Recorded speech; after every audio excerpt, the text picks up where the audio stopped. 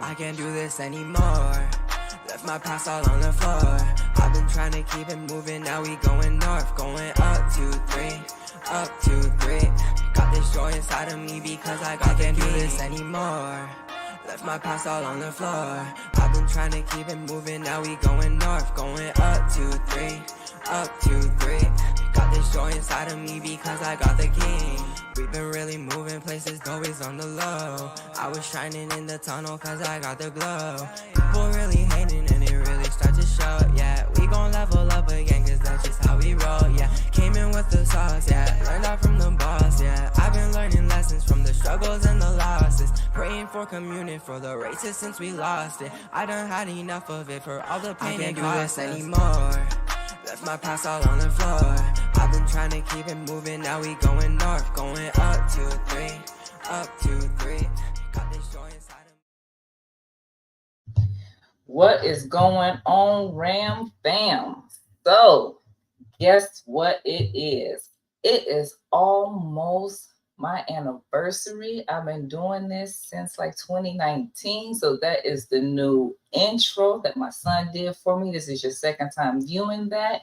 And I found an Air Force history fact for the day because I have my 7th veteran joining me today.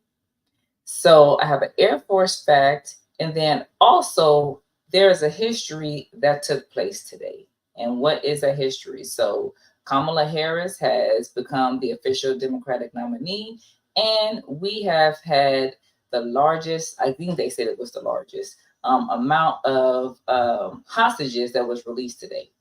So I have an Air Force veteran joining me today. So our Air Force history fact, according to airforcehistory.org, is on this day, 2 August 2024, in 1911, Miss Harriet Quimby earned the first pilot's license ever issued to a woman by the Aero Club of America, and the second ever earned anywhere by a woman. She received number 37 at Mineola.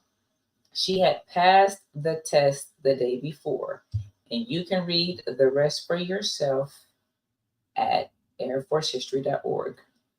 So today I have with me Air Force veteran, Master Sergeant retired Robert Johnson III. Greetings, We call him DJ. Yeah, that don't even sound right saying I'm a retired master sergeant and everything. I said, oh, I am retired. That's right. Yes, yes. How are you doing, BJ? I'm doing just great. How you doing? I'm all right. So I gotta pull up the video myself too. Give me just a moment. Um, just a moment because I don't have it ready. Let the people know where you from while I work on this. Yes, for sure. So I am originally from Milwaukee, Wisconsin, and born and raised there um, until until I pretty much went to college, went back home and said college is too expensive.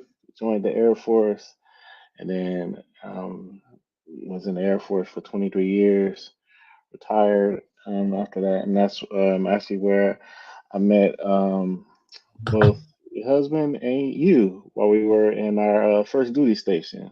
And fun fact, I don't know if you was going to share this fact or not, was had the privilege of being in you guys' wedding. So yeah, that's some years ago. But and sometimes I look at that picture. I started to bust that picture out and show it to the camera, but No, I'll leave you with the I'll let you share that. Like I wasn't. Mm-mm. I give you the glory of sharing that piece of information. Okay, so BJ, before we get started, everyone gets to answer these questions. I'm gonna start with. So you say you're from Milwaukee. I be forgetting that all the time. I think you're a Southern boy.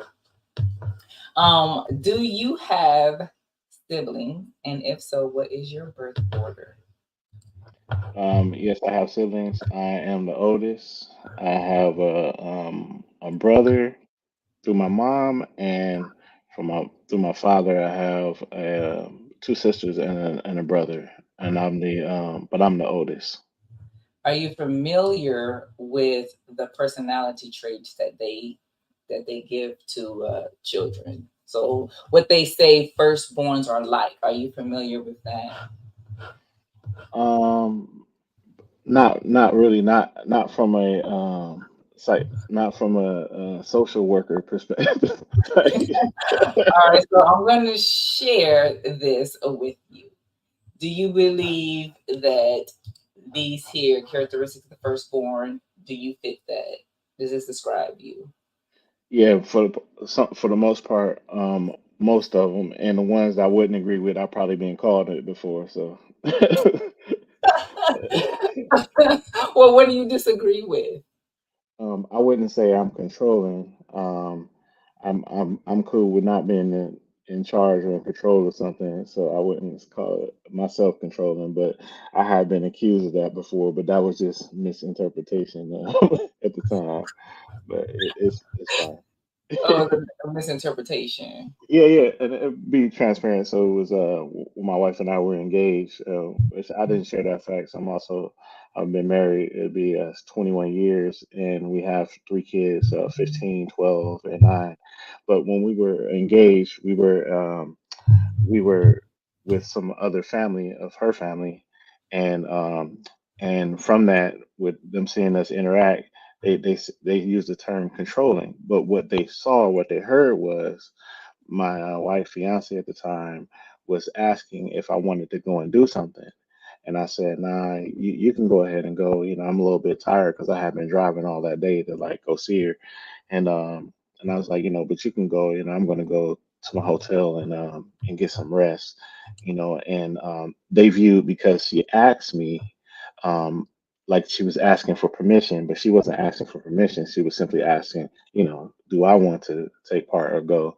And no different than if she was with me, where I was at, had visited me, I would have, asked her would she like to go do something. But they viewed it as controlling. But it was also a little bit of projection, because that those same individuals were a little bit controlling themselves. but Okay, if you say so. yeah, Hey, that's your story, so you get to tell it.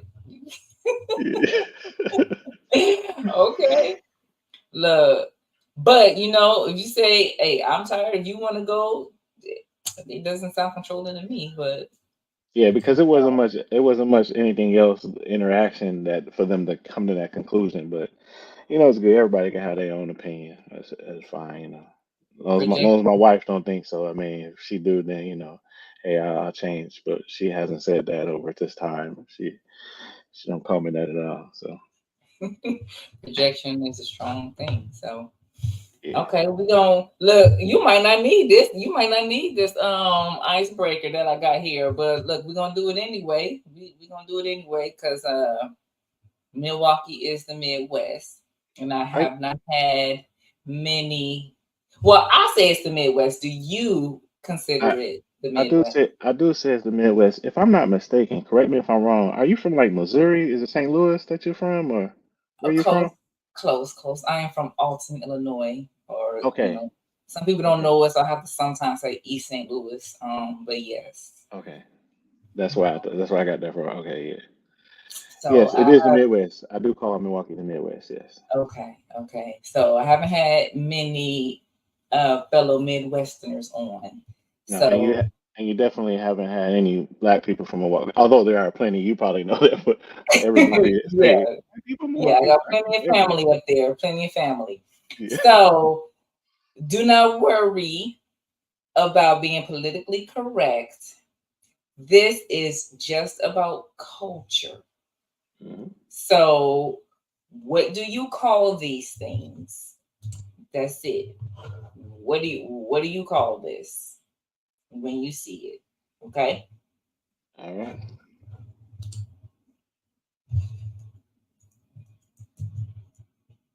Water. Two.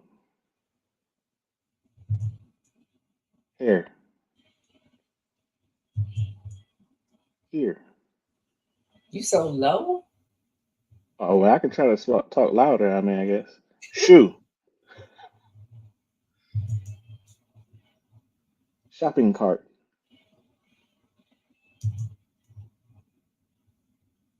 um, basket, wallet, or or go back a coin purse. No, stop. Okay. Coin purse. That's what Okay. my grandma would have called. Get pass me my coin purse. Oh, never mind. It's here, my bro. But a purse, an alley. Mm-hmm. Um, I guess I would say foyer. A who? A foyer. Oh, okay.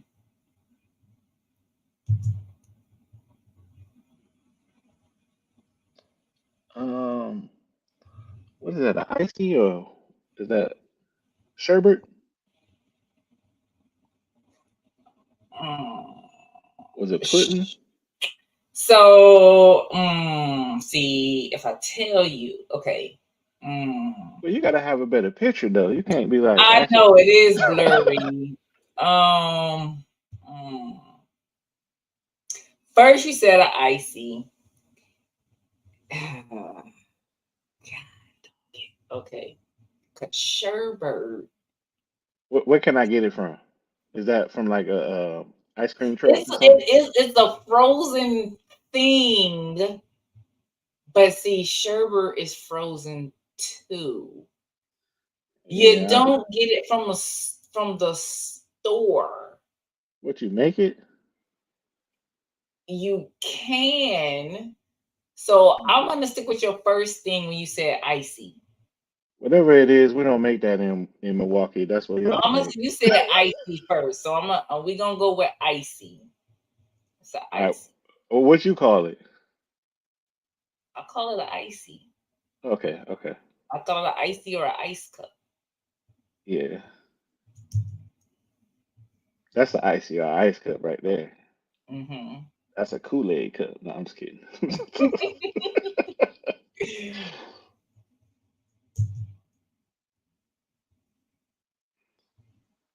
um, that's a boatload of stuff.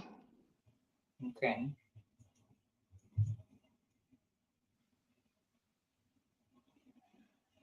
That's a tank top, or a shirt, or a wife beater. Either one of them. You call it all three of those things. I've called it before, but I don't call it wife beater now. But I call it a shirt now. When you was in Milwaukee before the Air Force, what did you call it? Um, it probably was a tank top. Okay. You trying to be political. I told you don't worry about being No, political. no. Other people might have called it wife beater, but I just called it a tank top. But I didn't wear these shirts until I was away from home. I wore regular t-shirts or a V-neck t-shirt. That's what I wore. Okay. All righty. So what? Don't tell me Mama Austin died. 'Cause that wouldn't be cool. Okay, there we go. All right. I All said I right. was We waiting. got I was ready for some more. I okay. thought we had some more. That was it. That was it. I wanted to make them longer, but then I was like, okay, so Amir said it's called a thrill. The thrill was the one that's in the cup. The What? the icy, the ice cup. Amir is from Georgia. That is not what we call it in the Midwest. That's what y'all call it in Savannah. But Yeah. Okay. So we are going to go ahead and get started with the actual interview questions. Thank you for participating in our icebreaker. my pleasure. Although I don't believe I had a choice, but you're very welcome. So, okay, so as we know, you were in the Air Force. So, if you would please let us all know what was your job in the Air Force. I originally was Or radio you can say maintenance. MOS, whatever you Yeah, wanna. yeah. Originally was radio maintenance, and then over the years it just merged and kept merging. Radio maintenance, then we merged with navigate with weather, I believe, and then we merged with navigational aids, repairing that, and then we merged with radar, and it ended up being an acronym called RAWS, Radar, Airfield, and Weather Systems. So we basically repaired anything that was under that umbrella, and then anything else they kind of threw in our lap. And so, but that was what my what my job was in the military. Okay. And I know you said you retired. Did you say how long you served? How long did you serve? Yes, 20. I said 23 years, but it was 24. 24. Why did you retire? Was it just time? What? Um, it was a little bit of both. So at the time, it was what my higher tenure was, which is more now. But I'm glad I retired when I did. It was and it was time too. And had I not retired, I would have had orders to to go somewhere. Matter of fact, towards the end of my what you call it, I actually had orders, but I didn't have enough retainability to fulfill those orders, so they got canceled. Where did you have orders to? To Korea, I was preparing and everything, but then I started just counting out like, well, if I get back, I won't have time at the end in order to have what you have your allotted time that you're allowed to be able to basically prepare for retirement. I wouldn't have had enough time, and so they said, yeah, you technically can't go then. So I mean, I wasn't complaining about it at all, but yeah. And you were gonna actually stay in longer, huh? No, just it's If still the you same. if you had enough time to go to Korea, you was gonna actually do it. I mean, yeah, I mean, I couldn't just retire, opt to retire, and not go because I was still in my window of, retainability or whatnot. So, we had all planned out, ready. We was all prepped about it. I had, prayed and everything. It was, it was fine with me. Um, I hadn't deployed since I was back in, I hadn't had to deploy since I was back in my early years in Georgia. Since I was in the mobility squadron, so I had my fair share of amount of deployments there, over five of them, and then I didn't have to deploy after that. Now I did different TDYs, but not like any short tour or anything. So, and I did long tours, but not a deployment. So that wasn't a deployment. It was a still a short tour, but you know I wasn't. We just would have did it. You might come back to that. Maybe. Okay.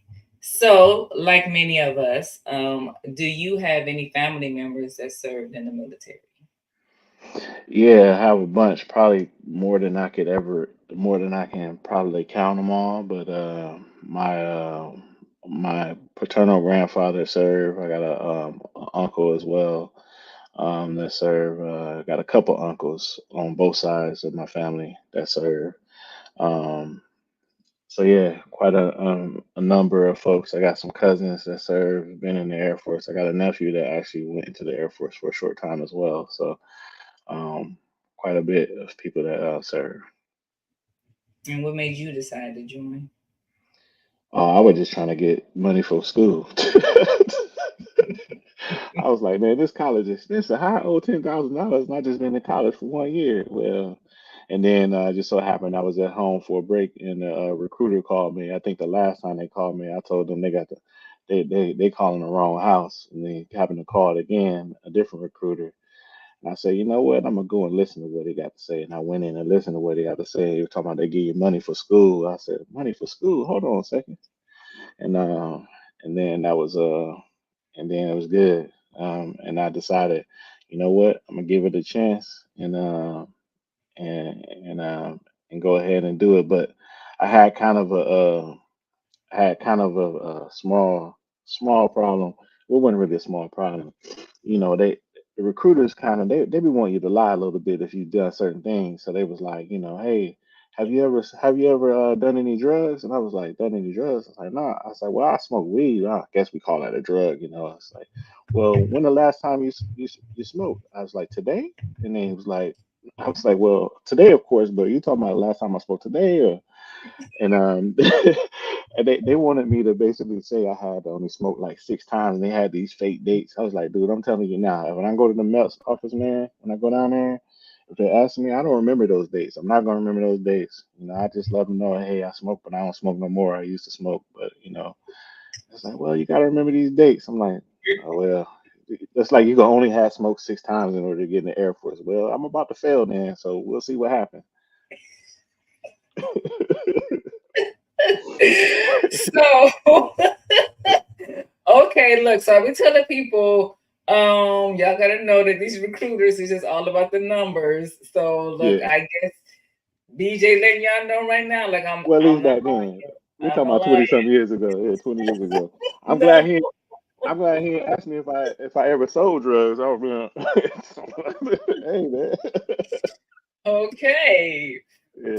So you probably I think you just answered the next question because you said, you was really just trying to go to school and all that, but you just said the recruiter. So the question is, was the Air Force your first choice?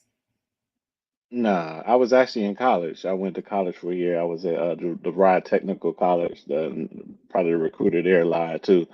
But but I was there. So because it was a technical college, you know, it was away from home. It was actually in Addison, Illinois. I don't know if you're familiar with it, just outside of Chicago. And and I was going there, and at one time it was where I kind of knew that I wasn't going to end up staying there. Was I was going to school, and you had we had roommates, and we had we were subleasing from basically the college, and and then of course in order to make rent, you know, you gotta work. So I ended up working about 3 jobs. I remember one time I had 3 jobs. I was working at McDonald's, I was working at UPS as temporary, and I was working at this place where you were calling, you were doing like overflow calls for people that was calling in like to JC Penney to make orders or things of that nature.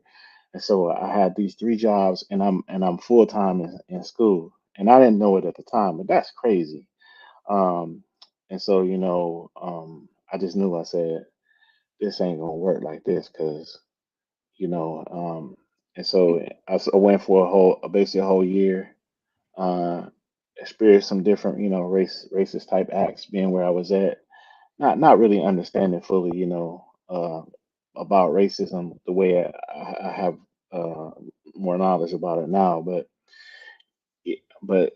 then went back, home, and worked a little bit until I was under the late enlistment program until I went into the military, and so that's basically how that how that happened. But when I say I didn't know much about racism, I didn't know that, for instance, Milwaukee was considered the most segregated city in America at the time. I didn't know that till I was gone years. But due to redlining, I wasn't even used to having a neighbor that didn't look like me. And so when I even went to college and had different neighbors, it was a little bit weird for me. It really was weird when I got in the military, until I understood, like, man, most people don't live like I live back in Milwaukee. And and then later understanding what all happened with redlining, and there's a trickle effect from anything that deals from a racist type of act that happens. There's always a trickle effect, as we experience through our nation, but cities and areas always experience that as well when they have different things that have happened within those areas too.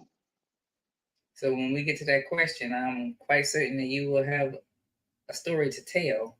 Um, so is the Air Force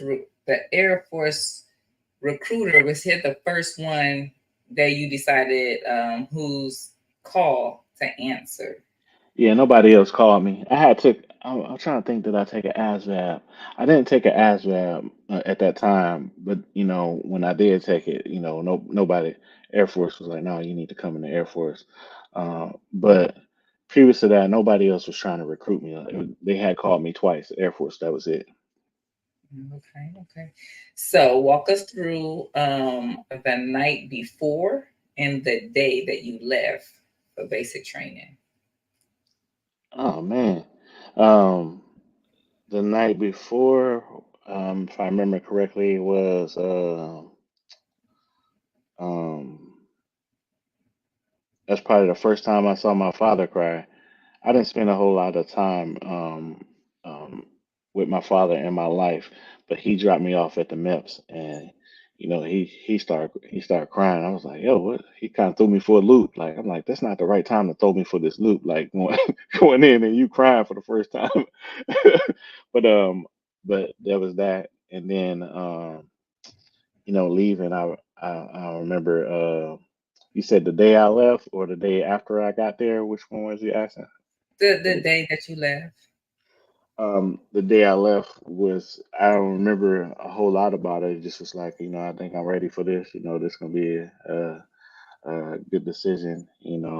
Um, and then I probably should ask about like the day after I was there because I remember I had a nightmare. I woke up in the middle of the night and you ever wake up before and you have a setting where you think you're there and you wake up, open your eyes and it's like like your room or whatever. Well, I thought I was waking up in my room and I woke up with like 50 dudes in the room. I said, hold on, wait, what's going on? I did. That's not a dream. I really did go in the Air Force. So yeah, that was traumatizing in itself right there. Do you remember what you did? Um, I don't remember saying a whole lot because I also remember, throughout the time, like the first week when you're there, every night you hear somebody crying and somebody laughing, or whatever, or somebody saying, "Hey, man, it's gonna be all right," and then you hear somebody crying, and then um, they're downstairs at the CQ or whatever that's called. They hear it on the intercom. Be quiet up there, y'all quiet down, they try to get everybody quiet because it was lights out. But yeah, that's what I remember. Hmm. Well, this is now your 15 minutes. You get a whole 15 minutes. And if I have to ask you questions to help you, you got 15 minutes to just tell us about your career, your experience, whatever you want to share. About my career and my experience. Wow. So my my experience was um probably no different than what many experience at their jobs. For me being a black man, um, I guess I came to realize a lot of things very soon from I don't want to call it what I would call it is it was a lot of things that seemed to be unfair. So being that me and Amir, your husband, that we were in the same squadron and it's our first duty station. We had things that were as well that were different that we experienced. So for me, an example is I had one supervisor, and this supervisor was Hold quite on. was I already know I got to stop you. Because you saying that this is your first duty station. People don't know where that is. all right. So So let's so my let's so let's my blow it. Well, you did say where we met. We yeah. both said where we met. So So we let's were let's let's yeah. guide them So in. we're Where have you Robin's been stationed yeah. and how many places you've been? Well, hold on. I got 15 minutes. I can get all that in, but Okay, you just took like a okay. minute of it. No, I'm just kidding. So we were at Robins Air Force Base, and being there was my first duty station. Um, and yeah, my very first supervisor, and you have to do, which basically is a career.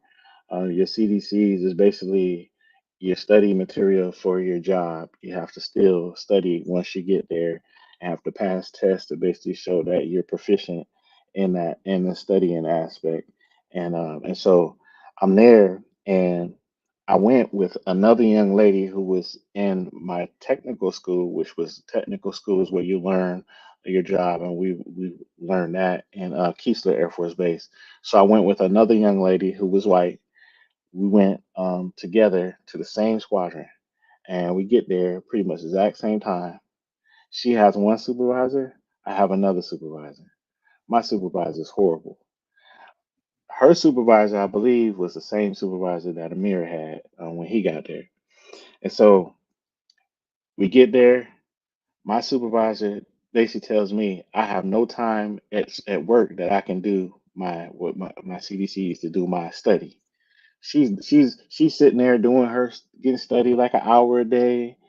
I mean, I'm out working and she in there studying. And so I realized right away, oh, this is different. My first two EPRs, my performance reports, where he wrote me a 4 out of 5, but he couldn't give me a solid reason as to why he wrote me in that way.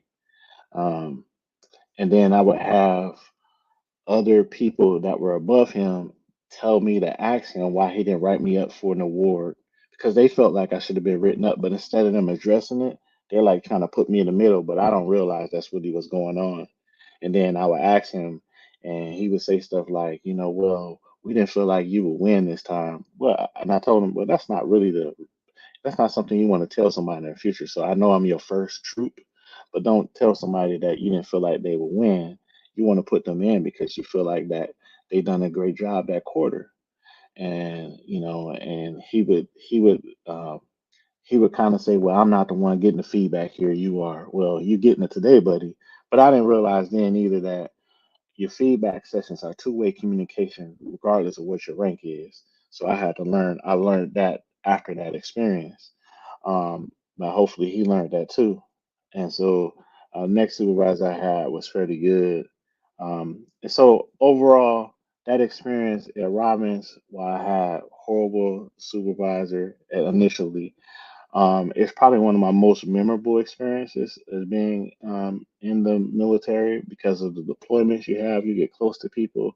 Um, you're out, you're working with them. You eat lunch with them. Even when we're working, even just like building pallets, you're learning.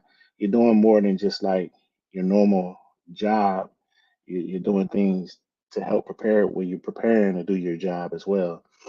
You know, and so that was the experience there.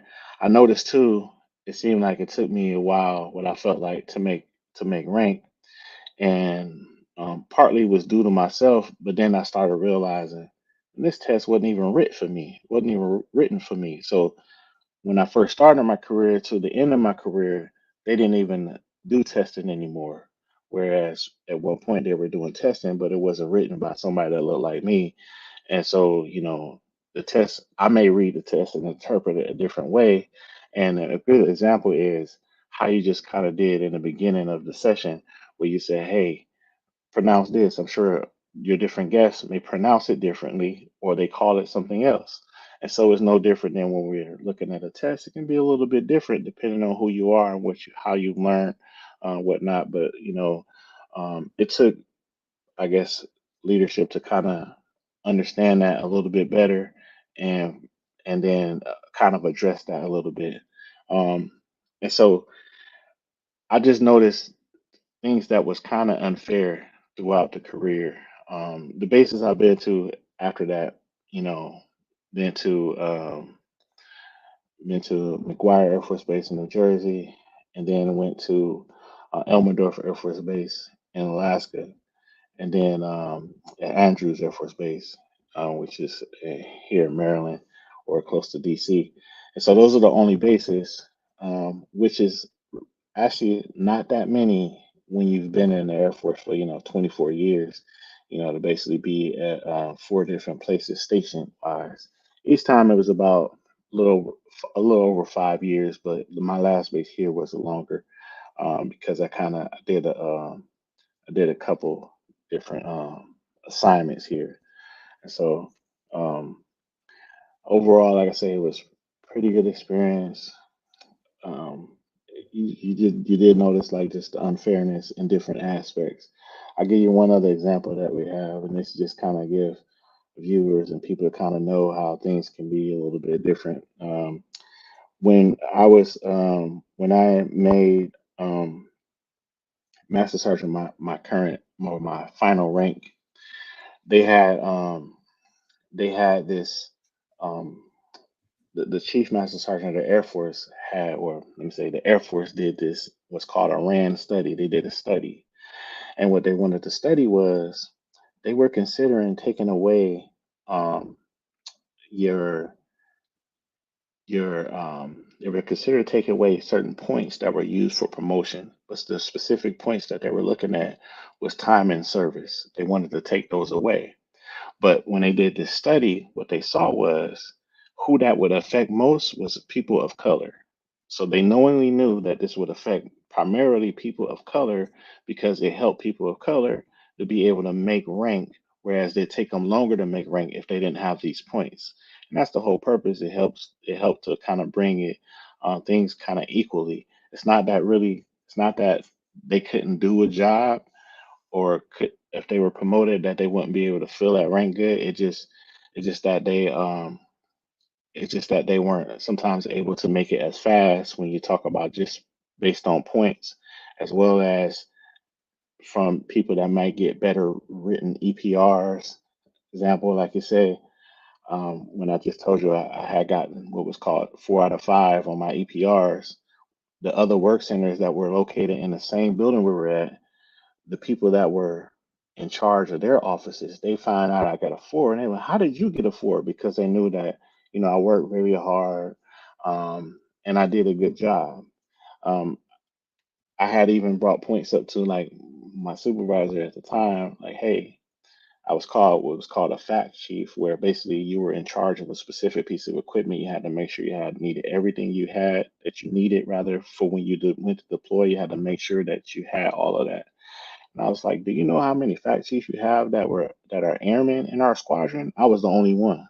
He wasn't sure. He said, "Oh, I think you might be the only." Yeah, I am. I'm the only one. And at the time, I was even a A1C. I wasn't even a senior airman, which is an E3 and an E4. And I say, and I said, and we have two other airmen that outrank me in our shop, and they don't even have it. Why do they not have it? Oh, because we knew you would get it together, you would take care of it. It's like, yeah, exactly. I would have responsibility. That's what I'm hearing you say. But you giving me the responsibility. They outrank me, but I get the responsibility. In other words, I'm doing what they get paid to do. And then it was like, oh, well, I'm not the one here getting the feedback, you are. So that was the experience I was talking about there. Well, when we go back to where the Air Force knew that, taking away these points would affect primarily people of color, they still did it anyway. But it was also who was in the person kind of in charge at that time, which were our worst, in my opinion, probably the worst Chief Master Sergeant of the Air Force, probably whoever it was. But nonetheless, taking away those points, it affected a lot of people. And so then, it became harder for people to make rank until you had the next Chief Master Sergeant of the Air Force kind of do things to retroactively counterbalance that back again. And so it almost became where, and then one last thing was with the enlisted performance report, it used to be where as a supervisor, I would tell who my subordinate, what they needed to do in order to get that 5 out of 5 rating from me. And so that changed to where the supervisor now does not determine what the rating would be. Essentially, the commander has so many 5 out of 5s they can give, so many 4 out of 5s they can give, and then everybody else just pretty much get threes, 3 out of 5s, which was average. Or if you did something that was negative, you would get a 2 out of 5 or a 1 out of 5. But so essentially, the the um, the thing to assign or to give these ratings was taken out of the hands of the enlisted member and was put in the hands of an officer member. And so that was where parts of basically where I seen kind of what I would say again, the unfairness aspect of it. But you know, overall, I would not trade anything as far as experience wise. Um, I met my wife while in the Air Force. I gave my life to Christ while in the Air Force, and my kids were born while I was in the Air Force. So all of these kind of life accomplishments that happened, not to say they wouldn't have happened without me being in the Air Force, but it wouldn't be the same. So I'm thankful for all of that. And then even though I explained all these different experiences, I don't want to say they helped shape me. They really just helped me to be able to gain a lot of knowledge about how you can do things fairly, right? Helped me learn about biases, helped me learn even about my own biases and hey, how can I address those? And then help me as I go forward in different organizations and things that am a part of to help them as far as be better with whether it's with hiring, whether it's how we can be better and how we treat different parts of our organization to ensure that we have this fairness or um, this equity, so I say, um, throughout the organization. And so that is experience definitely helped me be able to kind of think out of the box and not just to think and, and and and think just from my own perspective. I don't know if that's 15 minutes, but um, you know. It's like a minute and a half short, but I mean, you did a very good job. Thank you very much. I don't have to, you. That's like all my questions right there. So someone's done interviews before. Um, but what I will do is for people who may view this in the future, um, can you explain exactly what a ground radio technician at CALS, et cetera, what your job grew to be? Can you explain exactly what it is that you did?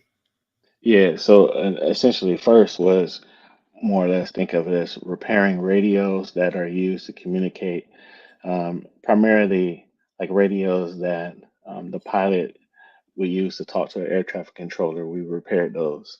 And then it grew to where you're repairing the navigational aid systems that are used, that the pilot uses in order to land safely, um, especially during the inclement weather. But you repaired those items. Also, the weather systems; those are used a great deal when it deals with uh, the flights and everything. Determine different things, but repairing the different weather systems that are on each runway and different places where we have weather systems and then it was the radar systems as well. The radar systems was used, and again, that's another system that may be used to land plane in inclement weather. Um, but we would use that as well as um, just for seeing overall the flights, different planes that may be in the area when you're and then so those were mainly what that was. But then also as I progressed in rank, I worked in more management aspect. So whether it's managing people, my last job was unique. I worked in the while I was regular active duty REGAF person, as they would call it, regular Air Force. I worked in the guard. For the guard, there was a position that they had over there for a REGAF, and I worked there. And there I served where for a significant part of that time I managed some of our deployable equipment that we have in the guard at different bases. And then it was also helping setting up the training plans and different things, um, ensuring that different guardsmen in my career field was able to uh, go to class when they needed specific classes, whether it was tech school, because they may be in a guard and they may decide to do a career change, and they get a career change and they come in a career that I'm in, and then we would basically have we would slot them with a class, as soon as we could, so that they can go into class, but they're still in that hold that position in the guard, and then they go to class, and then then they complete their CDCs and everything after that. But yeah, so that was essentially um, what I did, and as far as career wise, and then went from full circle, working on equipment. One equipment item that we also worked on was um, at Robins Air Force Base was what we call a mobile tower. Work there where we can go set up anywhere, set an airfield up anywhere in the world. But we worked on that, and then at the end of my career, I went to where I was managing the very first piece of equipment that I worked on. I went to managing it across the guard. So that was interesting. Okay. Full circle moment. Thank you. Thank you. Thank you. So you've already let us know that you are a parent. You're a parent of three. So were you able to be present for the birth of your children? Yes, I was.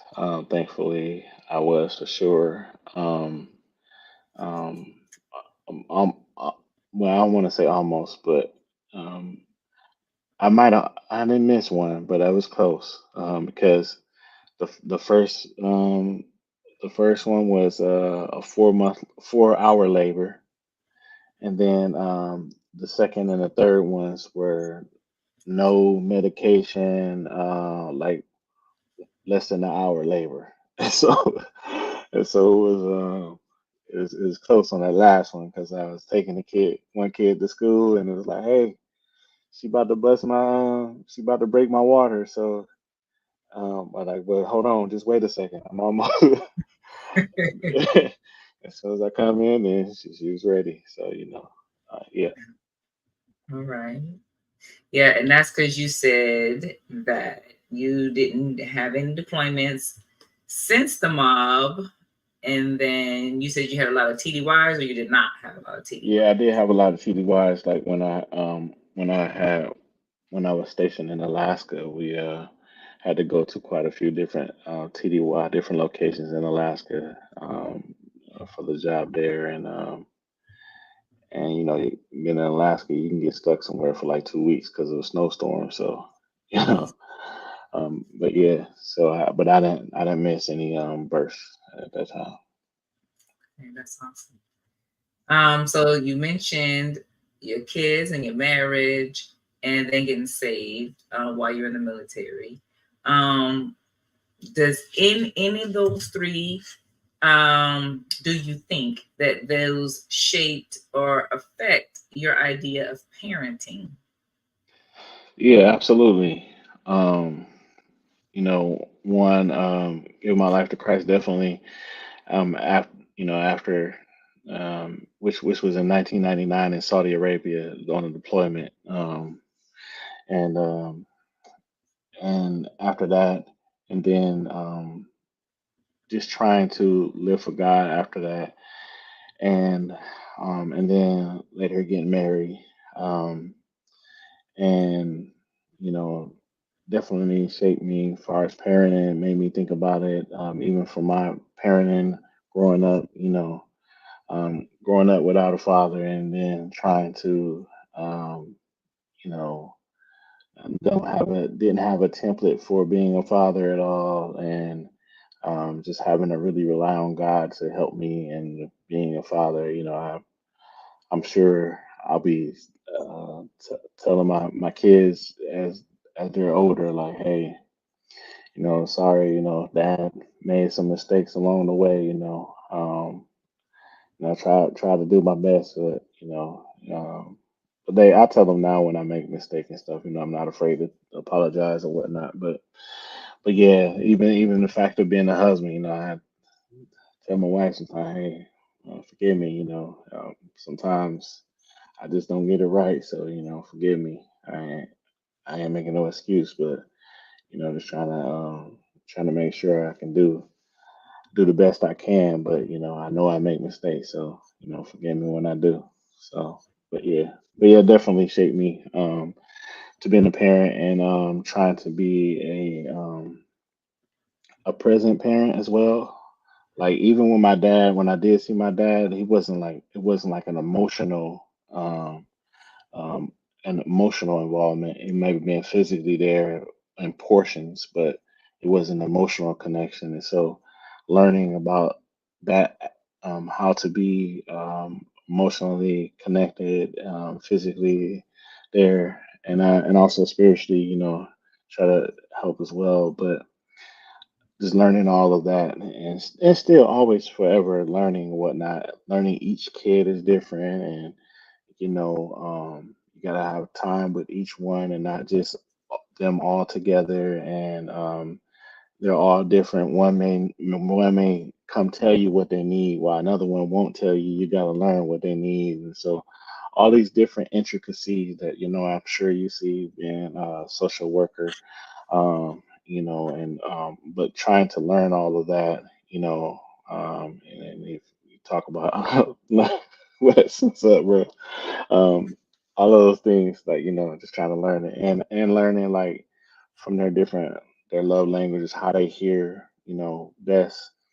One of my kids, they learn best if I go and I touch the hand or touch the shoulder and talk to them. They'll hear me better than if I'm just like talking from across the room. So I got one. You don't have to ever tell them what what they need. She'll come tell me. She'll come, Dad. I don't know. Can can I come in here with you? So and then something I implemented during the pandemic, I had these little signs on the door, what do not disturb, but they kind of know they really don't apply to them. They'll no matter what I do, they'll knock. And I try to basically stop what I'm doing when I can get a break and get them my attention for whatever it is that they need at the time. So Yeah, that's nice. Um, hmm. Yeah, I think you're kind of answering them questions. Um,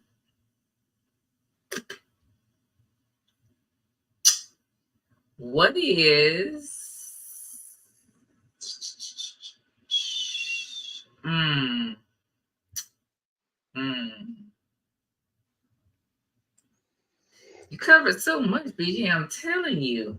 Um yeah, I my want wife to do like a probably checklist. yeah my wife What said, man, I is talk too much. You just proving her right. No, I'm just kidding. no, I'm just- look, I'm saying it seems like you like you know how to do interviews. Like, yeah, you know.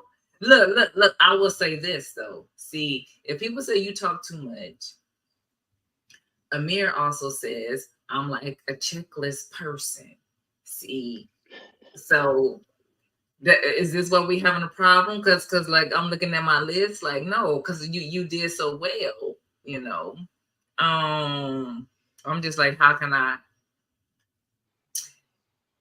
That's hear it? it. Okay, so but and also because you and Amir had the exact same job. See, Yeah, so okay, to a degree. Now, he had that yeah, stint. to a degree, to a degree. That stint. Now I'll talk about Amir a little bit. So Amir taught me something one time. He don't know. He don't probably even know this. So Amir called me one time. He had a specific job. He said, "Hey man, I'm calling to see if Recruit. if you basically you think about you coming doing this job." I'm like, man, I don't know about doing that, man. It's one of those jobs where like top secret. And I was like, and my wife was like, well, I don't know how I feel about you having a job and you can't come home and talk about it. I was like, well, there's aspects I'm sure I could talk about. But what Amir taught me was, he said, hey man, he said, I had a job, man. I got here, man. They put this amount of money in me. They invested in me. Basically, what he was saying was, I'm he was saying, I'm worth this. I ain't worried about them doing that in the basic. I know what I'm worth. It helped. I think it helped him to know, to understand even more what his worth was. And he felt like, well, when I was coming up, you trained me, man. I know you can do this job, And I was like, but I don't know if I want to do this job. And I didn't go and do it, but it made me think about, um, when a company or organization, what they put into me, um, and wherever I go now, I think about, the investment aspect, whether it's being invested in me, even in my current job, I have a company vehicle. I added all of that together before I said yes to the job, Mhm.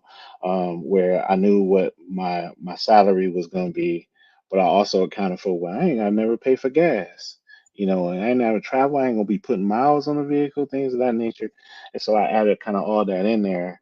Um, and so, but he helped me to look at, the worth aspect, the knowing one what I'm worth, and then two, um, thinking about the investment aspect of stuff too. So yeah, he helped me with that.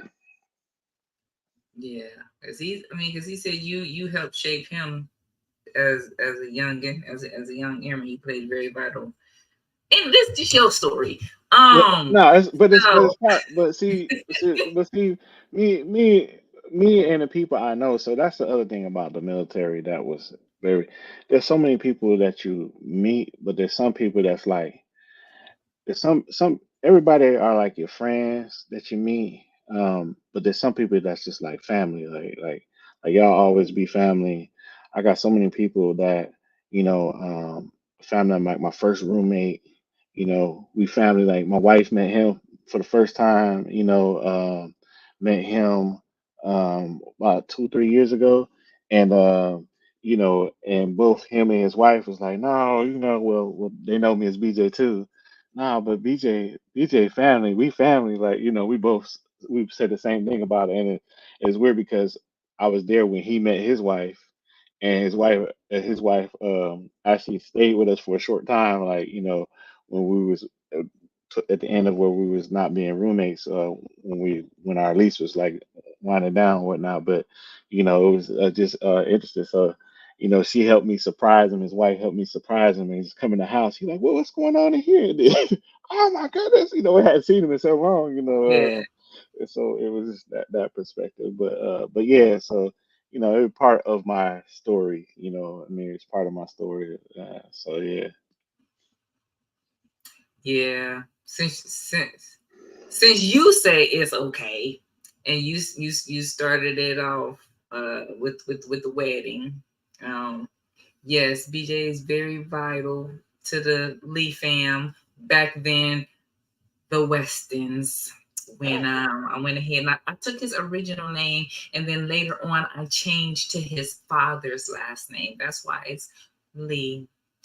But so BJ, he was the DJ. He was one of the groomsmen. BJ was just like everything. He was like everything. I So I didn't even remember I was doing no DJing, but yeah, he was the DJ at the freaking reception. Like he was everything.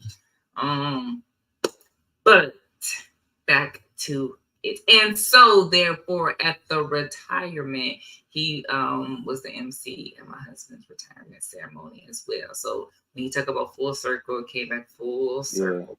no, for sure, for sure. Yes. What is a misconception about the Air Force or your job?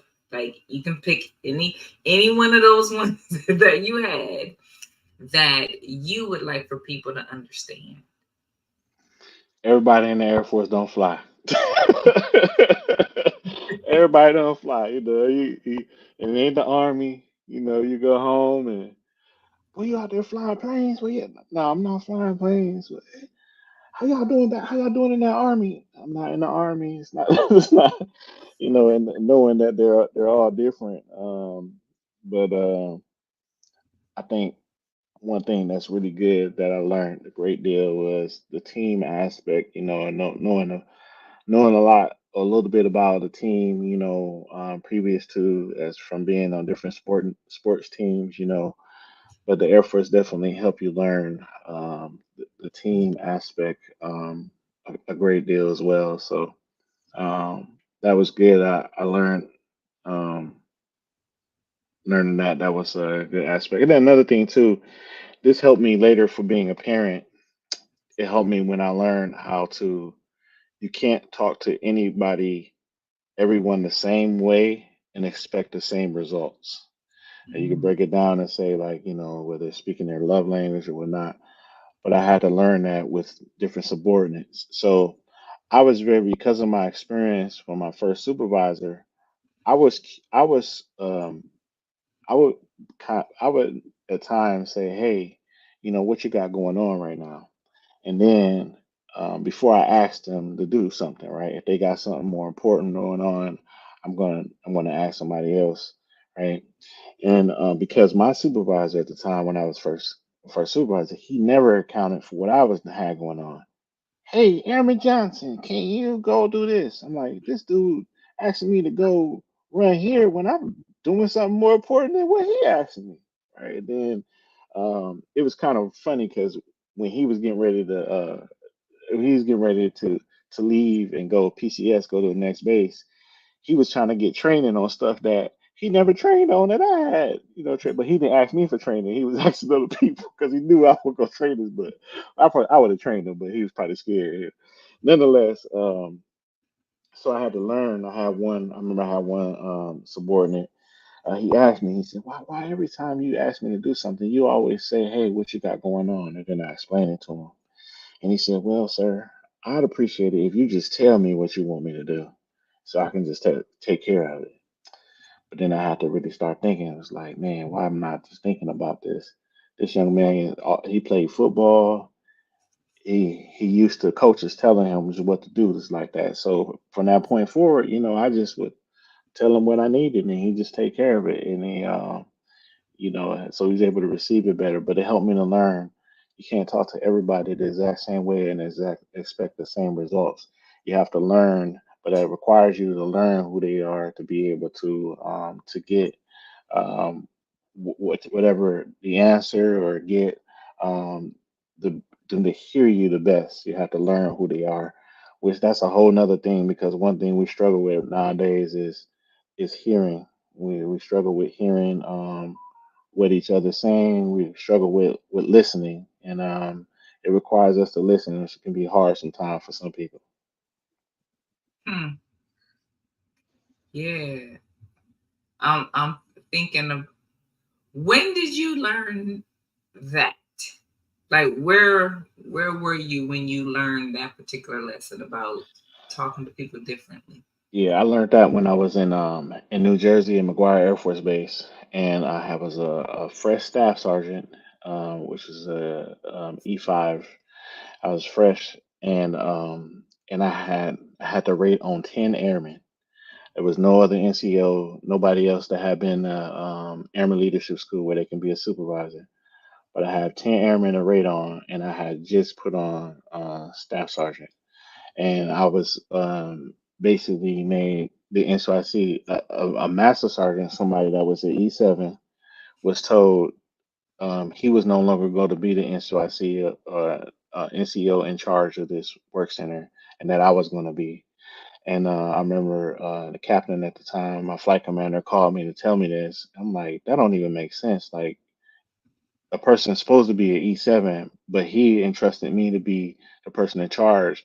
And I could feel a certain kind of way about like, the fact that, I'm getting paid. I'm not getting paid to do that job essentially, but it was a great experience. But for him, it was like, hey, I trust you more than I trust this person running his work center.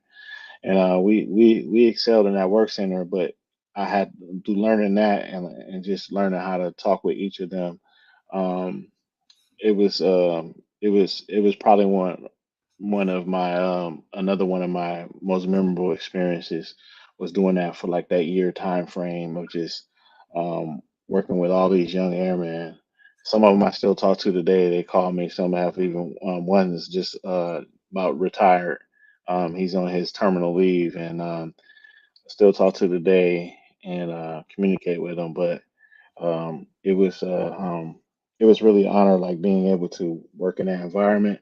But learning that was key. Like I said, it helped me with my own kids, helped me just in life in general. But um, learning that, and essentially, what I learned was the importance of the importance of um, people's story. Because when you kind of know their story, it helps you overall. You have to listen to that, but once you know their story, it helps you to be able to talk and interact with them even better. So yeah. So when we started, uh, you you were mentioning about how black men having similar stories, right? And the fact of you and Amir being having the same supervisor, and Amir shared, I don't remember We were a little different. He exactly had, what story he shared. I don't remember what story he shared here on YouTube, but of course I know his story yeah, at that shop. Like I know the story that he I know some things that he went through.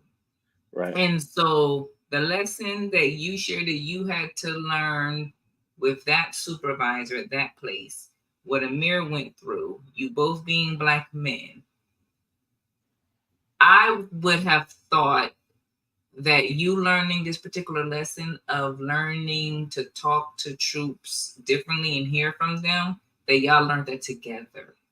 Well, Because as you spoke, I was thinking about some stuff that he did at Whiteman that was very similar. right. But Yeah. Now, to be fair, I'm sure being at Robbins kind of helped me as well, like learning what my experience was. Seeing different things happen. Right. I remember like Robbins. One thing I learned was, you know, so Amir had a different supervisor. His supervisor was pretty cool. His supervisor listened to Tupac. Like, and not like fake, and he was white. He was like really, like, he probably listened to more rap than we did at the time. His supervisor, he be driving down the street burning rubber, like, sorry, he burning rubber, like, what in the world, is this dude crazy? He was older too, like, dude, you crazy. but um but but what I remember being in the work center and having a person in charge of the work center at the time. He called a shop meeting to talk to us about negative uh, mindsets and talking negative and things of that nature, right? But the problem I had was it wasn't to address anybody but one person. But you having a meeting about with everybody when you should be just talking with the one person. And I remember stopping him in this meeting and said, and let's just call it, let's just call this elephant out right now. Like, look, we all know you're talking about Sergeant such and such. So I don't know why we have everybody in this meeting right now. Because you having this conversation in the open with everybody is not fair to us. It's not fair to him, and it ain't fair to you either. Y'all need to be having this conversation on your own and handle it however you're gonna handle it. But definitely shouldn't be including all of us like we all doing it because we're not. And then somebody was like, "Yeah, I agree with that." And they said, "Yeah, you got a point." I just shut up after that, and then they could talk later. And I remember that problem didn't get fixed until I fixed it, which I never wanted to be the one to fix it. But I remember the staff sergeant. I was a senior airman, so he outranked me. We were out doing some work, and we were getting ready to go eat. Me and another young airman we had in our work center at the time. He was black man, and then we had somebody else come in, another black young man come from another work center. We were getting ready to go to to go eat, go to churches. Churches was on base, and he says, uh, "No, we were gonna go somewhere else." And he said, "That's gonna take you guys like forever. You guys can't go there. He's trying to tell us where we can go for lunch." He basically telling them, "You out there shooting the S, and you guys been out there shooting the S, and you come in and you're gonna go take an hour and a half lunch, which it wasn't gonna be an hour and a half." And he going all off. I'm like, this dude is nuts. Did he just say this in front of? We got company in here. He just got here cussing like this, and he snapped. And I said, "Hey, Sergeant such and such." I said, "You already been." I said, "Let me talk to you outside." No, you don't gotta talk to me outside. You can say whatever you gotta say to me right here. I was like, You "Oh, this killing dude." me with this voice. I said, "Oh, this dude talking to the wrong one. He must don't know where I'm from." I was like, "All right, look." I said, "Well, I tried to talk to you outside, man to man. And you chose to have this conversation in here while we have company here. We got somebody from another squadron, but since you want to do this, this is what we're gonna do." So you've already been told before about your attitude. Your attitude stinks. And he's got a little smirk on his face. Yeah, well, I know sometimes. Okay, your time, you already talked. It's my turn right now. Your attitude stinks and it's horrible. And then the language you use is totally unacceptable. Who are you to try to tell us where to go eat at for lunch? I don't, even if this is your truth, you don't get to tell us where we go eat for lunch. You don't talk to nobody like that. Then we got somebody in here that's not even from here, and your attitude just stinks. It's horrible. I'm tired of it. I said, you know what? To, Today is the last day. This is the last day you're gonna talk to me or anybody else like that. He didn't talk to me like that really anyway, but I was like, this is the last day you're gonna have that attitude. Cause you know what? You've been given a chance to fix it, but I'm gonna fix it today. What are you gonna do? You gonna go tell Lieutenant? What's she gonna do? What's she gonna do? I was like, don't worry about it. But I guarantee you, this is the last day. We just left after that. They was like, dang man, you just dang, I ain't never seen nobody talk to him. I said, look man, I had to give it to him like it is. And what you gonna do? I'm gonna go talk to the first sergeant. So sure enough, we go eat. We leave. I go straight talk to the. Actually, I'll talk to somebody else first. He was like, "Man, sound like you did everything." Yeah, I yeah, man. I said, "Yeah, you should go talk to the first sergeant. You did everything you should. You went through all the measures." So, soon as we in there talking, a knock on the door. It's the first sergeant. He didn't come down there just to come down there. I said, "Oh man, just the person we want to talk to." I talked to him. I tell him what's going on. And the first sergeant said to me, he said, "Hey, so what you want me to do about this? Airman Johnson, what you want me to do about this?" I said, "I just wanted to stop." He said, "Okay, I'll tell you what." He said, "After today, I promise you, we're gonna make sure that this don't happen. He's gonna have to change, or it's gonna be either more drastic measures that's gonna happen." He said, "But I'm gonna tell you this too. Right now, what should have been happening is you should have been talking to him as a peer. You should be staff sergeant, and you need to do what you need to do, or study even more harder. But you should be a staff sergeant because the way you handle it was like great. But I'm being hard on you right now. You should be staff sergeant. You need to do what you gotta do to make rank. You know." And I was like, okay, fair enough. But just take care of that joker. And after that day, we ain't had no more problems. That dude was not being mean in there. Um, but all because I listened to him as supervisor telling us all, like talking to all of us, like because he's being passive aggressive. Like, dude, that's not gonna work, man. Just be straight to the point with the people. But yeah, so my experience there helped me overall, like how to deal with different situations. So even like today, knowing how to like deal with certain situations in my current job. So yeah, we probably was learning a lot of it at the same time though, just all our experience. I mean, you know, but yeah, like I said, it was Air Force good experience. Wouldn't take anything away from it. Um, it was great. Great as it can be, I guess. I made it as great as it can be. I didn't look at it just from a negative perspective. I tried to learn a lot, whatever I could in every situation. Oh, as you were talking, it reminded me of don't know if I'm going to say valuable or important, but it's just a point that we talk about with, well, more Amir than me, talk about with our oldest son, is that like the military is really, it's basically like college. And so how you handle that situation, do you think the fact that you came in at a slightly older age plays a part? Because you've had a little bit more experience, because most of us were 17, 18 years old. You've been to college a little bit, so you know how to be a little bit more mature, think about a situation, know how people should be um, Yeah. treated and things like that. Do you think that that kind of plays Now, a part? I don't think that I don't think I thought about people as much at the time.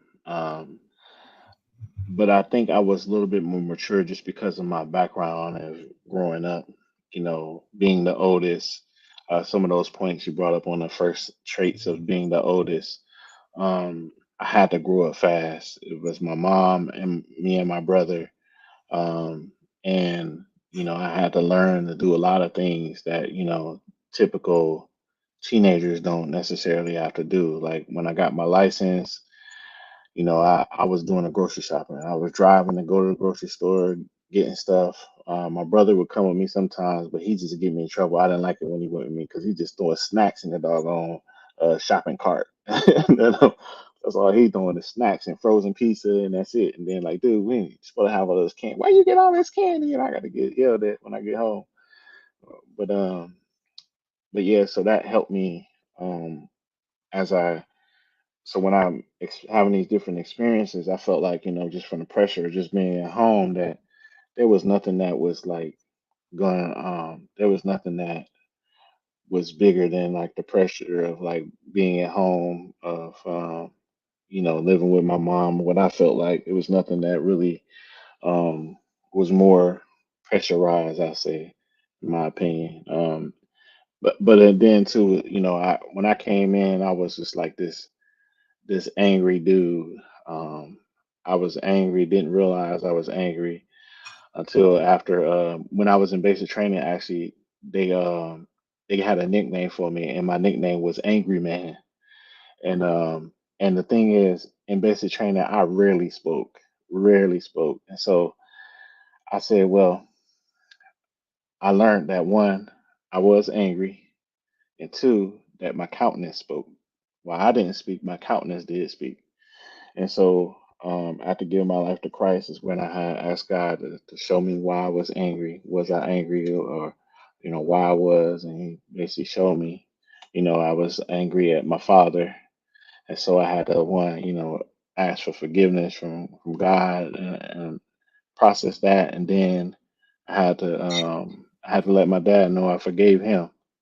And so that was like another time where, he was very emotional, which was okay. But I had to learn. So that helped me to learn how to forgive without somebody asking me for forgiveness.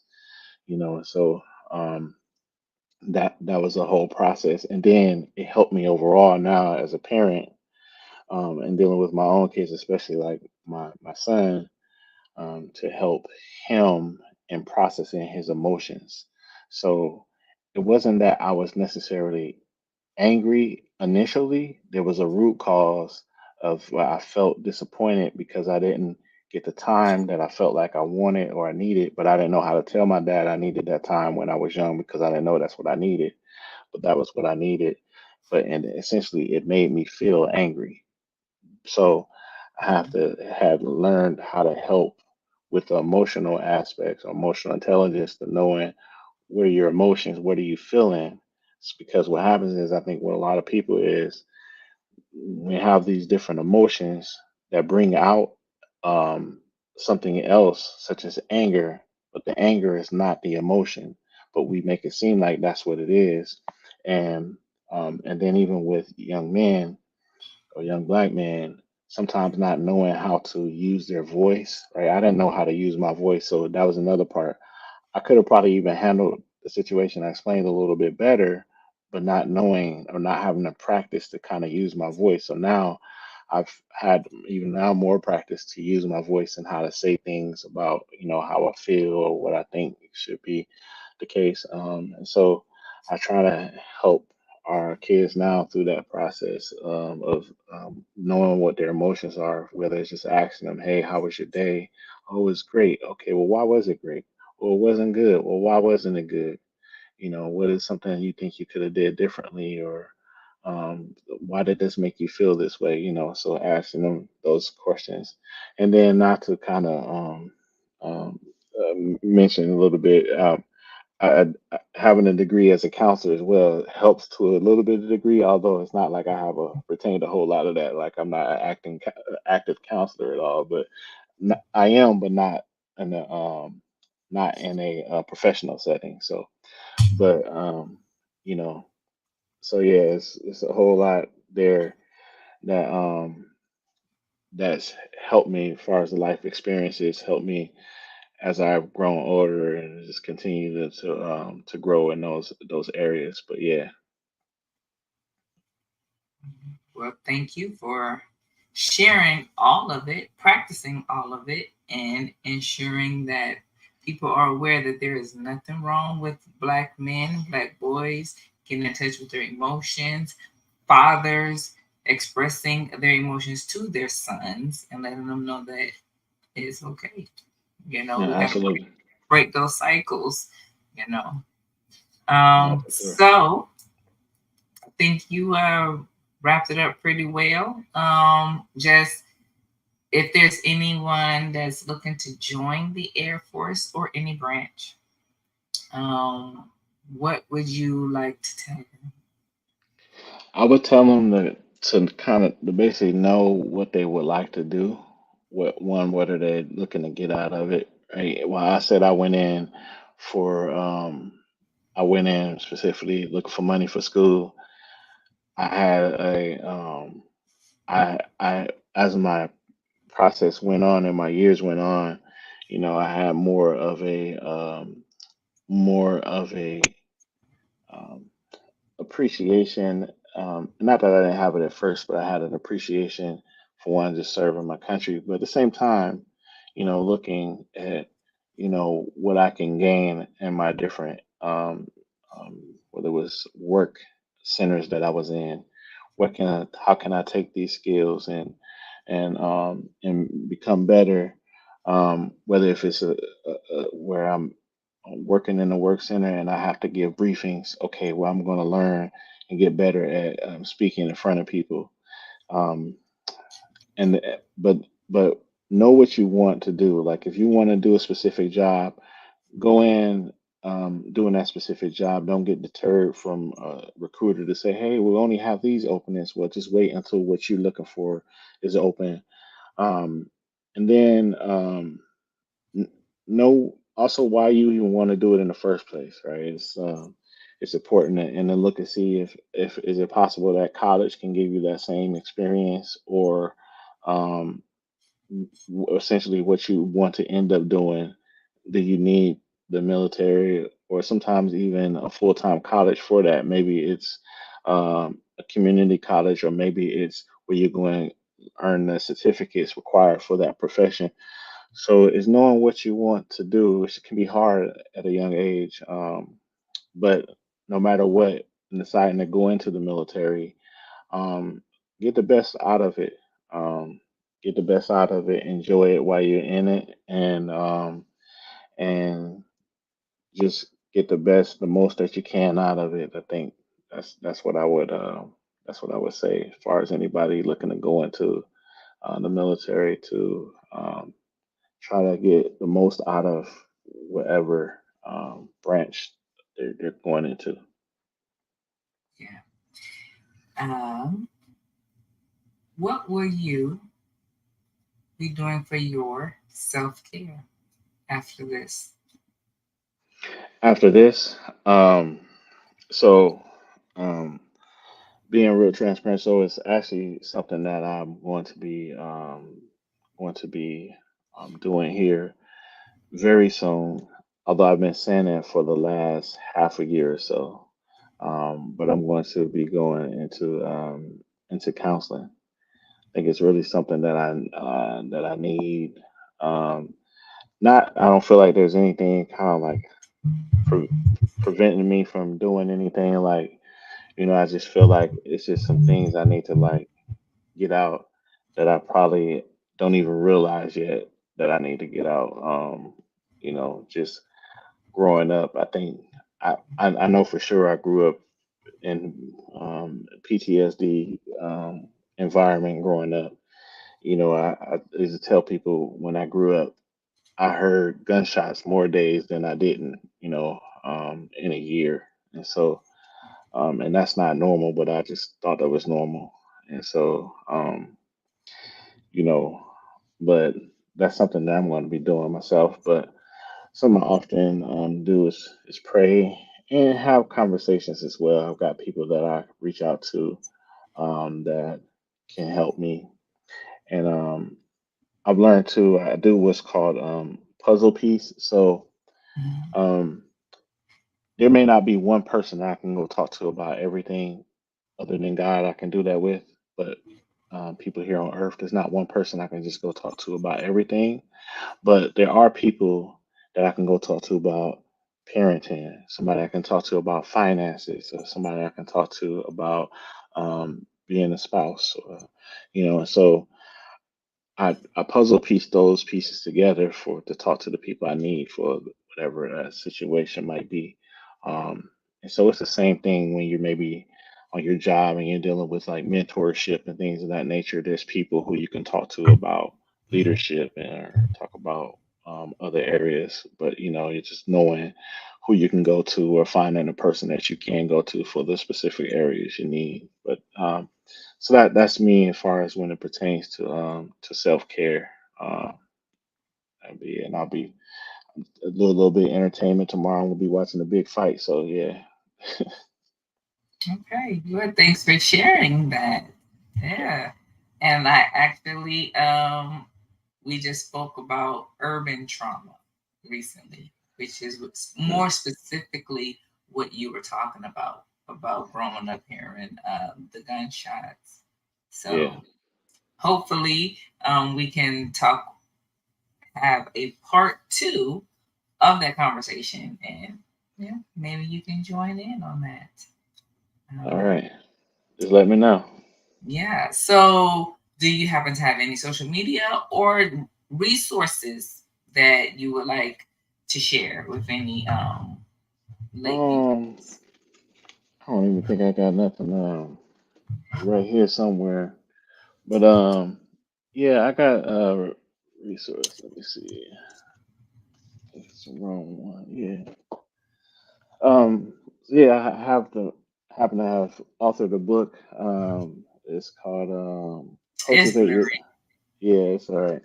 It's called Cultivate Your Soul, and it is I'll set it up like this. It's called Cultivate Your Soul, and you get it off of Amazon. It's a 30-day devotional. It's a devotional that I had the privilege of writing. It started off where it was something I was doing for myself as far as writing something down as far as getting out what I needed to get out at the time, and the Lord um, uh, had me turn it into a devotional, and so um, I like I say you can anybody could purchase that if they would like, and then on social media wise, um, I don't even know what my page is, but just basically on Facebook. I think I have some on Instagram, and my just yeah, Robert Johnson. You can tag and put it in there if you want on there. Um, but yeah, that's I'll put in. I'll maybe do a post every now and then, something to try to just say things more or less inspirational or for the most part, I try not to be negative or divisive at all. I just feel like it's too much of that already. I just those that maybe know me, I just rather hear specifically something that's going to be positive. Plus, as many times I want to type something out or see something, I'm like, nah, I'm not going to do that. So, but yeah. Okay, BJ. Well, I thank you for your time, and I thank everybody for watching. And those who will be watching this later on. And so with that, don't you log off. Thank y'all for watching. I hope that you enjoyed today's episode. I would like to thank my guests for joining me, or simply thank you for watching the pre-recorded episode. No matter what your birth order is, how you self-identify, and whether you like pancakes or waffles. If this is the first time you're hearing it today, I want you to know that you are loved. You were put here for a purpose that only you can fulfill. Until next time, take care of yourself. Be sure that you like and share the videos, subscribe to the channel, and hit that notifications bell. This is Real Ram out.